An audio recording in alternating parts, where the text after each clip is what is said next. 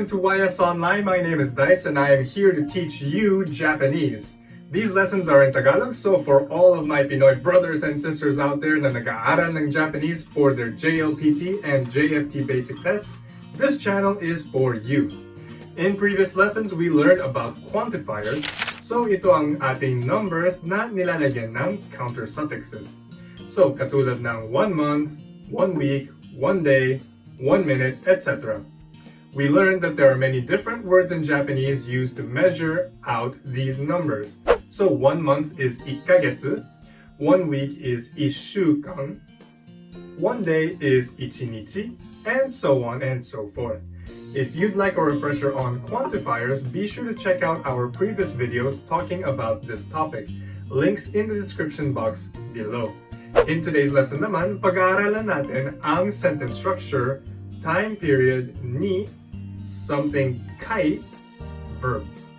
This expression indicates frequency or how often you do something. So, ilang beses gumagawa tayo ng isang bagay.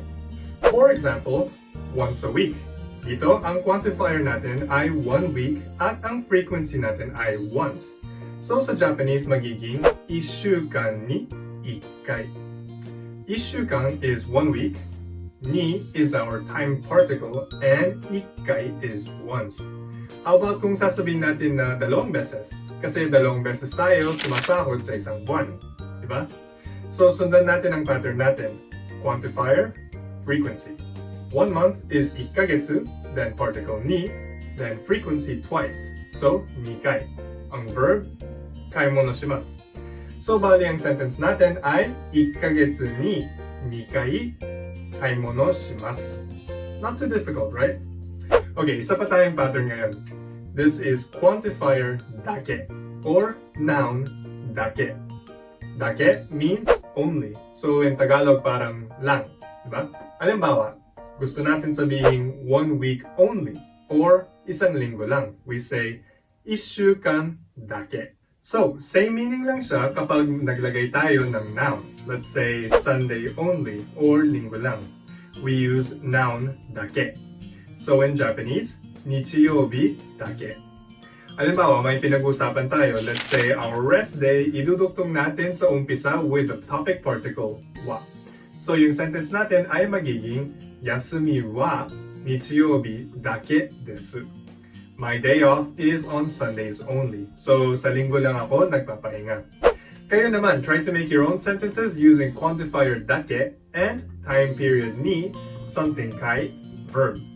So, for example, tanungin kita, yasumi wa nankai desu ka? Or yasumi wa itsu desu ka? I'll be looking for your answers in the comment section below. That's it for today's lesson. Thank you very much for watching. If you liked our video, don't forget to like and subscribe para ma-notify tayo kapag every time na lumalabas ang mga bagong videos natin. If you have any questions, comments, or suggestions for future videos, be sure to let us know. We read and respond to all of your comments, so huwag kayong mahiyang magtanong at makipag-usap sa amin. For YSNLC, my name is Dice. Thank you for watching. And until next time, ja, mata ne!